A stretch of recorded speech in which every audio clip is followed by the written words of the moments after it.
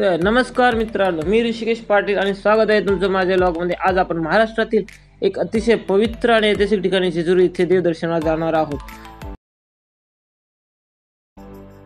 जेजुरी खंडोबाची जेजुरी म्हणून ओळखलं जातं आणि इथल्या पिवळ्या पक्क्यांचा सण, गडावरील मंदिर आणि शांत वातावरण प्रत्येकाला भावतं। मग या पवित्र प्रवासाला सुरुवात करूया आणि या अद्भुत ठिकाणाचा अनुभव घेऊया। तर आम्ही जेजुरीच्या दिशेने निघालो आणि बोबदेव घाट ओलांडला। हा घाट खूपच सुंदर आहे। पहिल्यांदा रस्ते आणि आजूबाजूला हिरवी झाडे असल्याने प्रवास अजून मनमोहक वाटतं। घाटातून प्रवास करताना निसर्गाची शांतता मनाला सुखावून जाते। प्रवासात रस्त्यावर झेंडूची फुलांची शेती दिसली। झेंडूची पिवळी फुले खूपच मोहक दिसत होती। इथल्या शेतकऱ्यांनी मोठ्या मेहनतीची झेंडूची शेती फुलवली आहे। आज आम्ही आमचं कुलदैवत खंडोबाच्या दर्शनासाठी निघालो आहोत। संपूर्ण कुटुंबासोबत हा प्रवास खूपच खास आहे। सर्वांच्या चेहऱ्यावर भक्तिभाव स्पष्ट दिसत आहे आणि वातावरण उत्साहाने भरलेले आहे। त्यानंतर आता आम्ही जेजुरीच्या पायथ्याशी पोहोचलो। सर्वप्रथम नंदीचं दर्शन घेतलं। नंदीच्या मूर्ती भव्य आणि शांततेचा प्रतीक आहे। नंदीचं दर्शन घेऊन गड चढायला सुरुवात करणार आहोत। कुलदैवतांनी पण नंदीचं दर्शन घेतलं, तुम्ही पाहू शकता। पायथ्याशीच एका बाजूला आपल्या लाडक्या गणपती बाप्पाचं छोटंसं मंदिर आहे। बाप्पाचं दर्शन घेतल्याशिवाय पुढे जाणं म्हणजे अपूर्ण वाटतं। पायथ्याशी थोडा वेळ थांबलो आणि तिथल्या भक्तांची भजन ऐकली। देवांची गाणी ऐकून वातावरण खूप प्रसन्न वाटलं। तुम्ही हा अनुभव ऐकू शकता। जणू खंडोबाचं नाव घेतल्याने सगळ्यांची चिंता दूर होतात। पायऱ्या चढता चढता आम्ही मल्हारी रायांचं भजन गात होतो। भजन गाण्यामुळे थकवा जाणवतच नव्हता। मी पुढे चालत पायऱ्या चढत आता आम्ही जेजुरी गडाच्या महाद्वाराजवळ पोहोचलो आहोत। तिथे भक्त मोठ्या उत्साहाने जय मल्हारचा गजर करत होते। आम्हीही त्यात सामील झालो। हे आहे महाद्वार, तुम्ही पाहू शकता। आजूबाजूचं वातावरण किती स्वच्छ सुंदर आहे। भक्त इथे मोठ्या उत्साहाने जेजुरी स्थळावर येतात त्यांचा नवस फेडायला।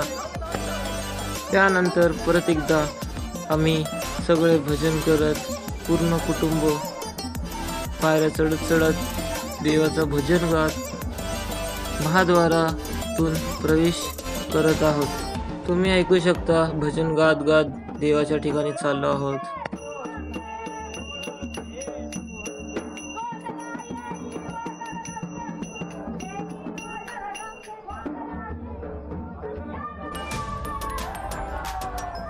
आता आम्ही जेजुरी गडाच्या मुख्य मंदिरात प्रवेश केला आहे। प्रवेश करता आपल्याला एक वेगळा दृश्य दिसत आहे। सगळीकडे पिवळी भुकटी पसरलेली आहे। जणू मंदिराला सोन्याचा मुलामाल चढवल्यासारखं वाटतं। लोक जय मल्हारच्या गजरात मुक्षल आहेत।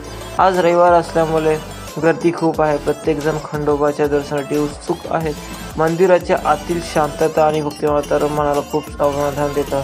आम्ही पोहोचल्यावर परत एकदा भजन केल्यानंतर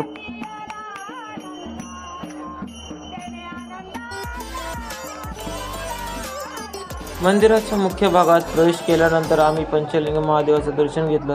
पंचलिंग म्हणजे 5 शिवलिंग एका ठिकाणी असल्याचं प्रतीक। इथे भक्त अभिषेक करत होते। एकंदरीत गर्दीत दर्शन घेणं थोडं कठीण होतं। दर्शन घेतल्यानंतर आम्ही देवाला वंदन केलं आणि खंडोबाच्या पायाशी डोकं ठेवून पूजा अर्चा केली।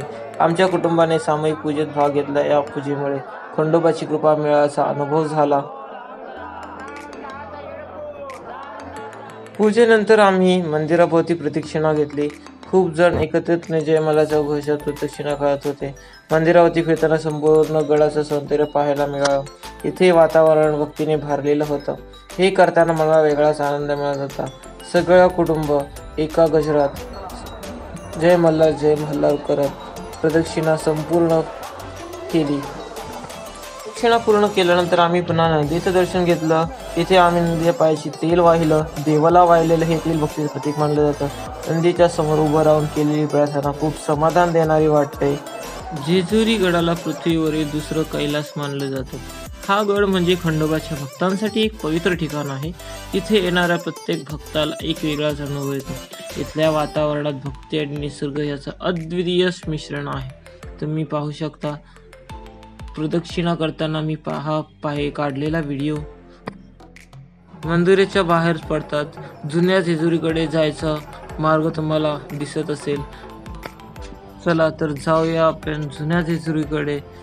सगळे कुटुंब सहपरिवार आम्ही निघालो आहोत जुन्या जेजुरीकडे जायला. जुनी जेजुरी म्हणजे गडाच्या दुसऱ्या भागात असलेलं मंदिर. तर चला जाऊया. तर तुम्ही पाहू शकता इथे जायला 2 मार्ग आहेत. एक पायऱ्यांचा मार्ग तुम्हाला दिसत असेल आणि एक दुसरा आहे कच्चा रस्ता जो की डोंगर मार्गातून आहे. आम्ही कच्च्या रस्त्याने जाणं निवडलं कारण तिथून डोंगराचं आणि निसर्गाचं सौंदर्य अजून जास्त अनुभवता यावं. कच्च्या रस्त्याने जाताना आम्हाला एक बाजूला दरी आणि दुसऱ्या बाजूला डोंगर पाहायला मिळाले. रस्त्यामधूनच दगडी आहेत तर काही ठिकाणी थोड्याशा पायऱ्या आहेत. हा रस्ता खूपच रोमांचक आणि निसर्गाच्या सानिध्यात येऊन जाणारा आहे.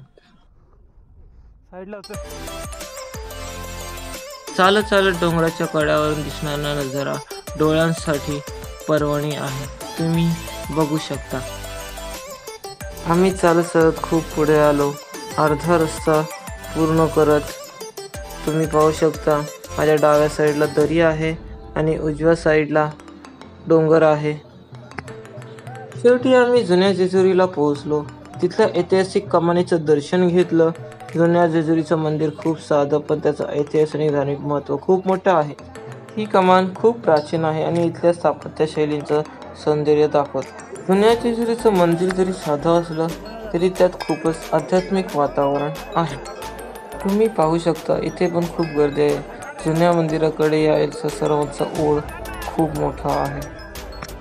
या मंदिरात 2 नंदी आहेत आणि त्यांच्या मधोमध हनुमंतरायांची मूर्ती आहे जी खूपच आकर्षक आणि भक्तांना आशीर्वाद देणारी वाटते. मंदिराच्या आत आणि बाहेर भक्तांची लगबग चालू आहे. जुन्या जेजुरीला खूप ऐतिहासिक महत्त्व आहे. असं म्हणतात की खंडोबाची पूजा करण्यासाठी प्राचीन काळात लोक इथे यायचे. जुन्या जेजुरीच्या परिसरात गोंधळ घालण्याची परंपरा खूप जुनी आहे. इथे भक्तांनी खंडोबाच्या जयघोषात गोंधळ घातला. आमच्या सर्व कुटुंबांनी गोंधळात सहभाग घेतला. गोंधळामुळे प्रत्येकजण गात नाचत आणि आनंद साजरा करत होते. लोकांचा उत्साह असं वाटत होते की जणू खंडोबाची कृपा सगळ्यांवर आहे. पाहू शकता सगळे कसे नाचत आहेत, सगळे आनंद लुटत आहेत. सगळ्यांनी खूप मजा केली. तुम्ही पण मजा घ्या. तुम्ही पाहिलं का इथे लोक नाचत आहेत, आनंद लुटत आहेत आणि खूप उत्साहात आहेत. सर्वत्र एक वेगळीच ऊर्जा आहे. सगळ्यांना पाहून खूप मन खुश होतं आणि मला खात्री आहे तुम्ही इथे आला तर तुम्ही सुद्धा या आनंदात सहभागी व्हाल. हेच तर खास आहे. जेजुरीच्या या आशीर्वादित ठिकाणी येऊन तुम्ही तिथल्या उत्साहाचा आणि आनंदाचा अनुभव घेऊ शकता. तुम्ही आता आनंद लुटा.